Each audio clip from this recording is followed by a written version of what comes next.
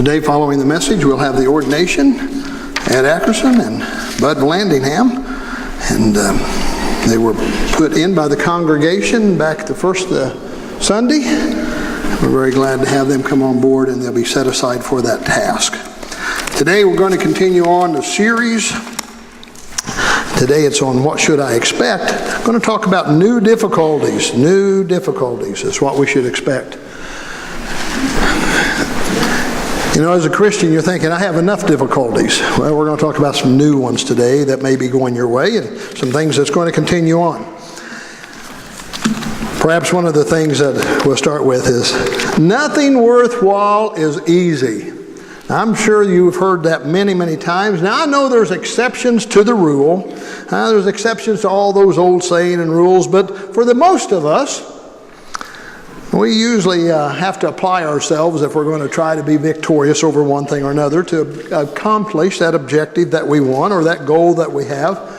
Every time we get to the spring, I think about my early days in basketball, and man, I wanted to be a star. So bad. I loved basketball and just really wanted to do well. And Mart Haycock was my coach, and I've thought about him so many times.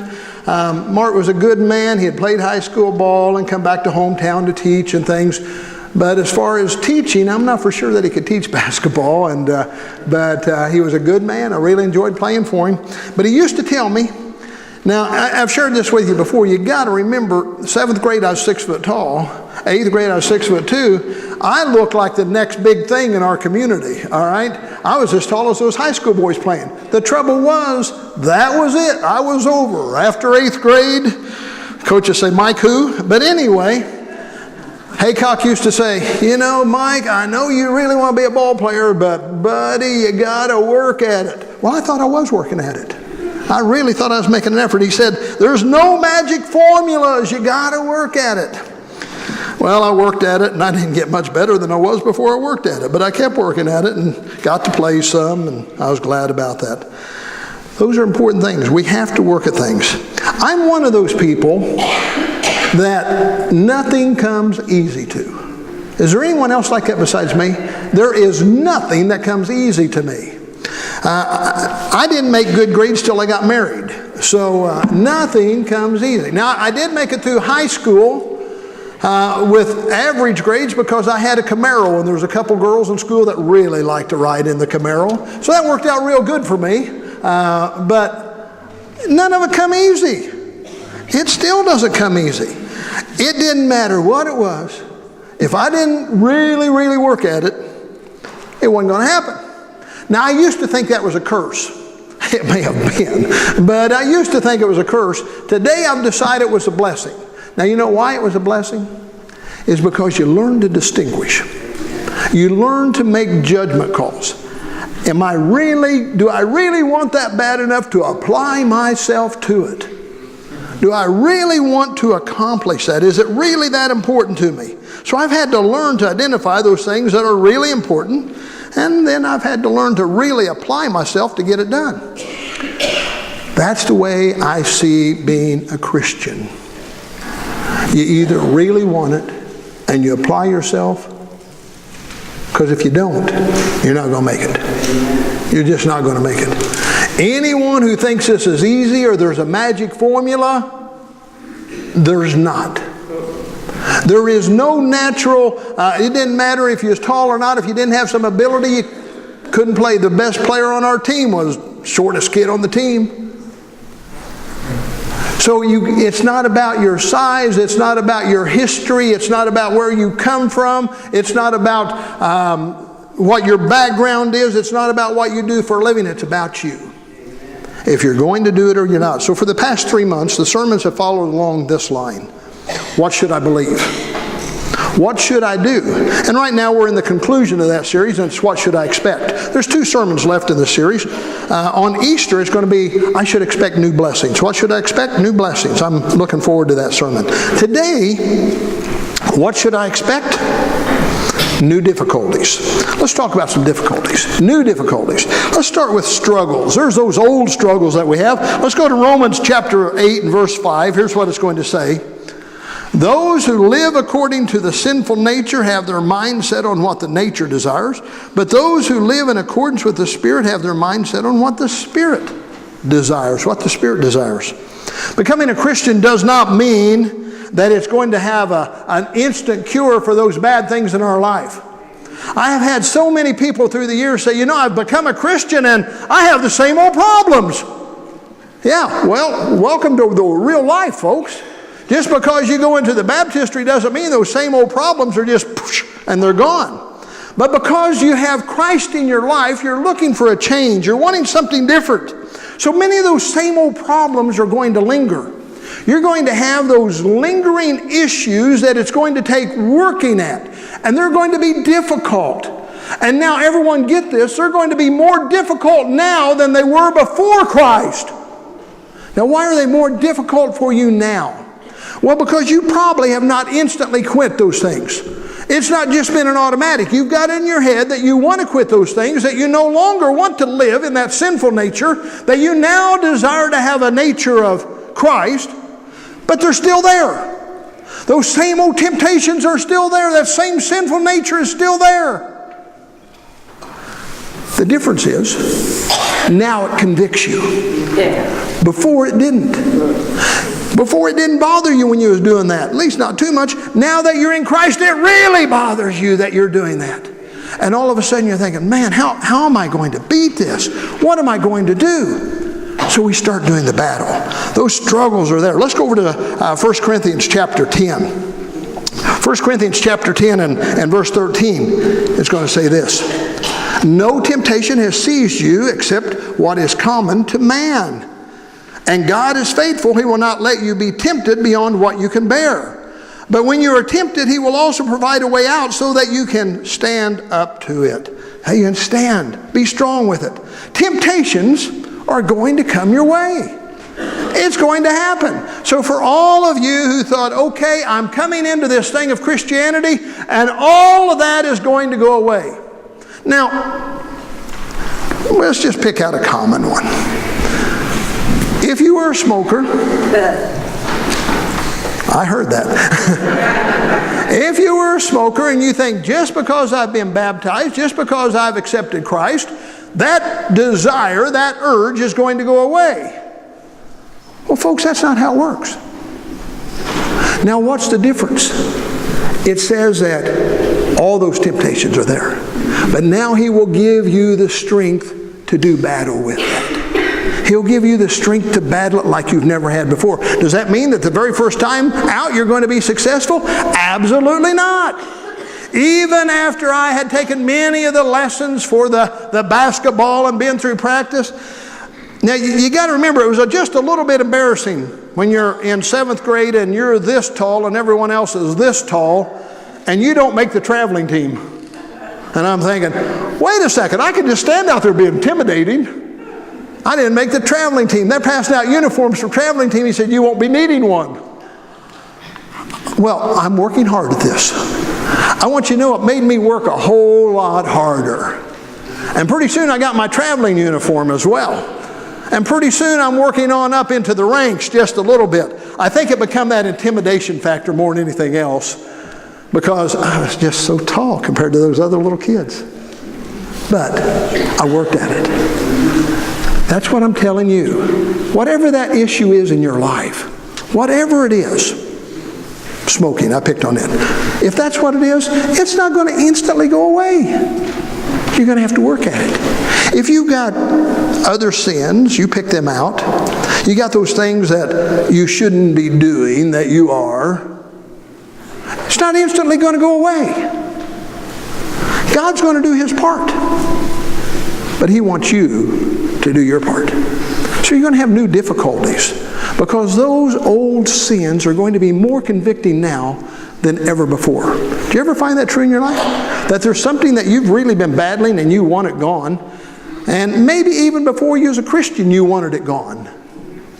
But now it's really hitting you in the heart. It's really working on you. We have lots of things like that, folks. There are all sorts of ones that we could look at and see that they're out there. So the very first thing you've got to realize is those new difficulties include old sins. Because old sins that you, whatever it is, it can be hatred, it can be prejudices, it can be greed. All of a sudden they're hitting you in the heart because you know it's not what your newfound Savior wants for you. So he's bugging you about it. He's convicting you of it. And then he's giving you strength to help battle that. So you got those old struggles that have become new problems. Over in Ephesians, if you'd like to look at that, in the Ephesian letter it's going to tell us this in chapter 6, verses 10 through 12. I want you to see about new struggles. Now you got those old struggles and you know about them. Does anyone need help identifying their old struggles? Probably not. You know what they are. Here's the new ones. Finally, be strong in the Lord and in His mighty power. Put on the full armor of God so that you can take your stand, get this is important, against the devil's schemes. For our struggle is not against flesh and blood, but against the rulers, against authorities, against the powers of this dark world, against the spiritual forces of evil in heavenly realms. Against the devil's schemes. Now, first of all, you got your old struggles. You got those things you've been wanting to conquer, those things that you've been wanting to beat, those things that you no longer want in your life and you just are having trouble setting them down. You can call them luggage or baggage or whatever you want to call, but you're stuck with them. And now you're battling them. You're taking a brand new look at them and you're wanting to get rid of them. But now on top of that old baggage, there's this new thing. The devil's plotting against you. He's scheming against you. Now why is he scheming against you? Well, for the first time he doesn't have you. Now he's got to find a way not to lose you. So he starts making schemes against you. The influence of power of evil. They're always going to be around you. There's going to be those that are constantly trying to drag you down because of that. But because you're a follower of Christ, the devil is plotting to defeat you. Again, he wants you to fall. He wants you to fail. He does not want you to succeed. He doesn't want you to surrender your life to Christ. He doesn't want you to beat those old sins that you've accumulated through life without Christ. He doesn't want you to beat them. So he's plotting against you. So now let's see how that works. We are living in very difficult times. Very difficult times. We hear about things like last night. Man, that's a burden. That's a burden. So many, and we could say, what were they doing there? Okay. I don't know what they're doing there. Did they have the right not to, did they not have a right to be there? Of course they had a right to be there. They had a right not to be shot at. But they were. So we got things like that. So we have these prejudices that build up. Now, it may be political prejudices. We've seen a bunch of that this year. There's all sorts of political prejudices. I really don't care which party you're affiliated with. I'm affiliated with Christ. But we have those hatreds that have developed this year more than I think any other that I can remember in my life. Now, who do you think's doing that scheming? Who do you think's planting those seeds? Where do you think that's coming from? What would be the best thing for the devil to do but to divide the strongest nation in the world? Who's going to feed more people than we are? So the very best scheming he could do would help us to fail. So we could look at it that way. Let's think about some other schemes that the devil may have applied to you. Not only are there that type of hatred, but there's those other schemes. Well, maybe it's time that they help themselves. You ever hear anyone say something like that? Well, sometimes we do. Now, that one can be tough for all of us. I'm just picking out a few that come to mind. That one can be tough for all of us. And I can remember, as you can, there's been many, many times that I may have felt that way about parents. And you probably did as well. But those little kids needed something to eat. So was it better for me to wait and let them help themselves or let those kids go hungry? That's why we have Action Ministry. It's because sometimes those parents aren't going to do what they need to do. Let me see, just because my parents don't do what they need to be doing, that means that I'm not hungry. Is that how that works? I don't think so. So the devil is scheming and plotting to see how he can beat us and how he can conquer us. There's all sorts of prejudices and hatreds that raise their head. And we don't want them there. But it's the devil that is plotting and scheming to beat us. Whenever we start hearing things that are divisive, do we see Christ as divisive? No. Well, we don't. Those divisive things are evil that is being planted by Satan in your lives. Whenever we hear about the tragic number of deaths due to drugs, do we think that Christ has put that thought into people's mind? I think not. Folks, we're living in tough times. So you're going to have those same old struggles that have been beating you up for years. And you're going to have brand new struggles because you're trying to give your life to Christ. And now He wants you more than He's ever wanted you before. Because He doesn't want you doing that. He doesn't want you worshiping the King of Kings. He doesn't want you worshiping the Lord of Lords. He wants you to come back to saying, oh, everybody's okay. That's not what He said. Our King is looking for us to surrender our lives. So there's going to be those old struggles and there's going to be those new struggles. So what's the point then, Mike? The point is, folks, don't quit working at them. You may never win the entire battle, but you will lose the entire battle if you quit working at it. You don't lose till you quit working at it. When you finally throw up your hands and say, I'm done, I can't get it done, I'm finished. Do you ever hear of the unforgivable sin? It's when we harden our heart to God and say, God's not giving me the strength to get this done. Folks, God is giving us the strength to get it done. I may not be funneling it correctly, but He has given me the strength to get it done. Well, the next thing that we're going to see is not only are there going to be those struggles, old struggles and new struggles, but now there's this battle with our attitude. Over in Philippians, if you'd like to look at that, Philippians chapter 3, verses 7 and 8, here's what it's going to say. But whatever was to my profit, I now consider loss for the sake of Christ. What is more, I consider everything a loss compared to the surpassing greatness of knowing Christ, and Christ Jesus my Lord, for whose sake I have lost all things. I consider them as rubbish that I may gain Christ. That I may gain Christ.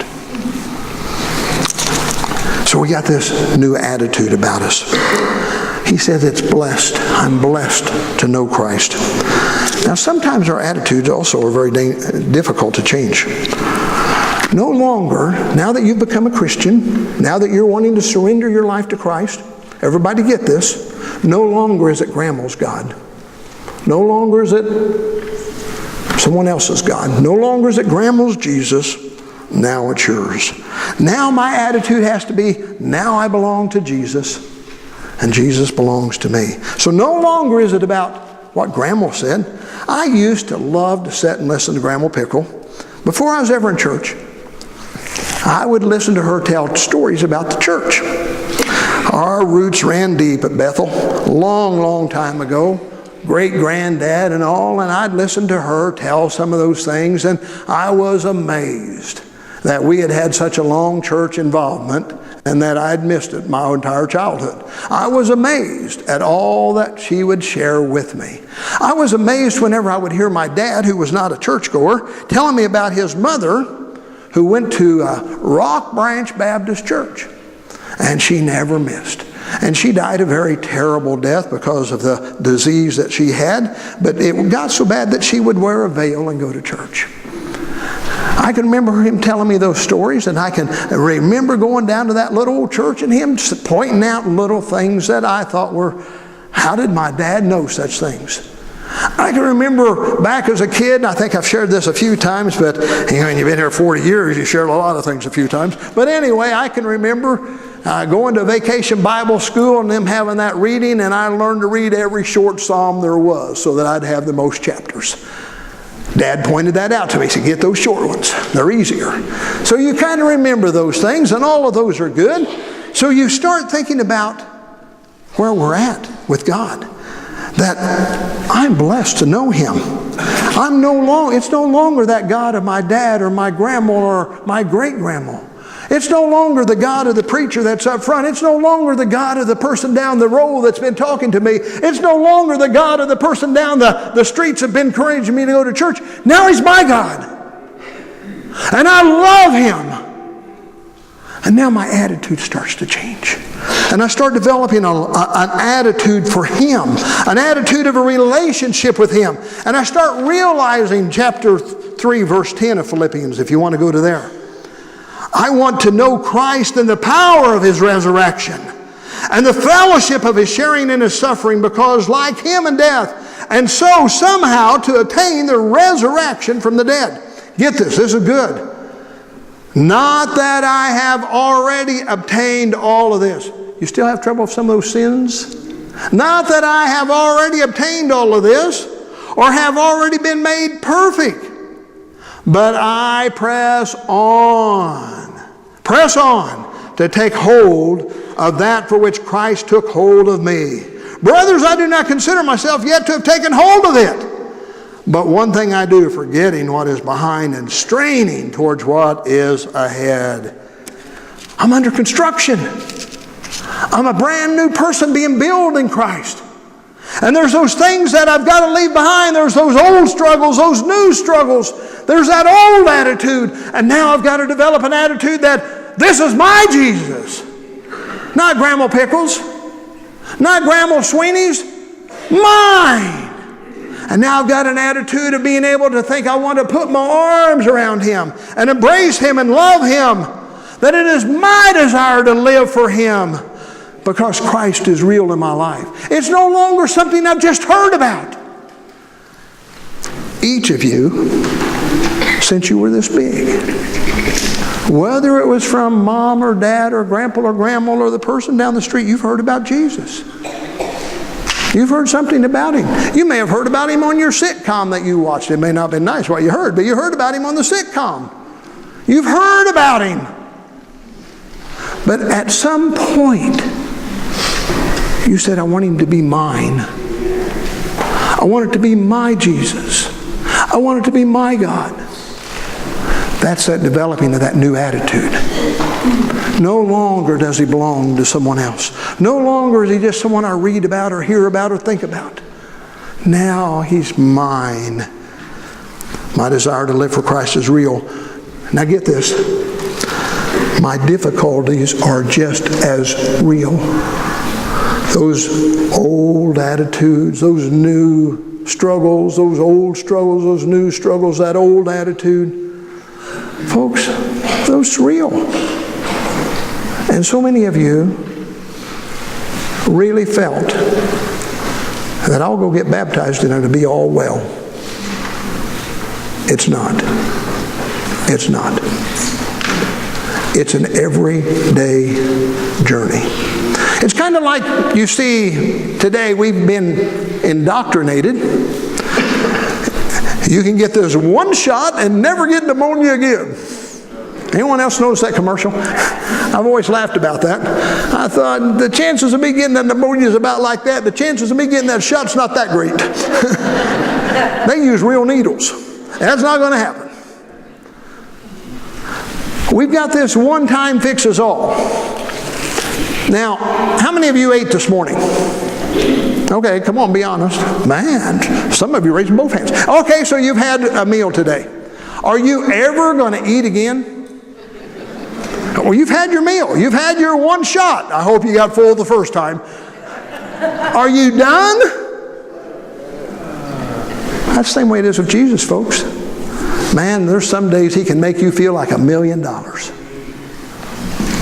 And you think, this is going to last forever. And you get up the next morning and you find out it didn't. Now I'm aggravated at the world. It doesn't work that way. So you get up the next morning and you're aggravated at the world. What do? You say, God, please come back. Help me today. Help me. We're under construction, folks. I know that I am genuinely working at my faith. I know that I do it daily. But after 46 years, I know I'm still under construction. That it's not done. I am not finished. I have to do it every day. Galatians chapter 6 and verse 6 through 10 is going to talk about this. Anyone who receives instruction from the Word must share all good things with his instructor. Do not be deceived. God cannot be mocked. A man reaps what he sows, and the one who sows to please his sinful nature, from the nature will reap destruction. You get that? The one who sows to please the Spirit, from the Spirit will reap what? Eternal life. Let us not become weary in doing good, for at the proper time we will reap a harvest if we do not give up. New difficulties and new objectives. This talks about working to please God. That's not always easy, folks. Every day I want to please God, but it's not always easy. There's days that I drop the ball. So in working to please God, we have to realize, I don't want that old self. I don't want to reap destruction. I have to pray for opportunities to do good. And those opportunities are not always easy to see. I've seen things in my life that I look back and I really regret. And I think, oh man, did I miss an opportunity there? Whatever it might be. You know, I look at things with my sister and I think, oh, I missed an opportunity. I wished I had not missed that. I wished I had not missed out on that. I see families every week that are outside of the church. You all know that I'm called upon to do a lot of services, and I'm thankful for that opportunity to be able to introduce them to Christ. The very first thing I say, folks, is we have an awesome God. But then I find that I may miss. I'll look back. I always come to church and review and assess the situation and think, I should have done this or I should have done that. I may have missed that opportunity. Sometimes it's not easy. It's not always easy working for God, and it's not always easy seeing all the opportunities. But one thing I know is I'm pressing on towards the mark that's ahead. I can't quit. I can't quit. I can't give up on God. I can't let it be Grandma's God. I can't let it be Dad's God. I can't give up. So I want to encourage you all today. Folks, it's not going to be easy. And some of you need to make decisions. I want you to know that. And I know that. You need to step out. You need to get it done. There's no reason you should put it off today. It's not going to be easy. But you need to do it. Some of you need to just make decisions in your life. You may need to be able to say, I'm putting those things behind me. I'm moving forward. With the help of God, I'm going to get it done. Maybe not this week, maybe not next week, maybe not even next year, but I'm not going to quit till it's done. You need to do that. It's not going to get any easier. There's always going to be new difficulties. There's always going to be those old difficulties. But the secret is, there's always going to be Jesus. Will you all please stand as we have our invitation?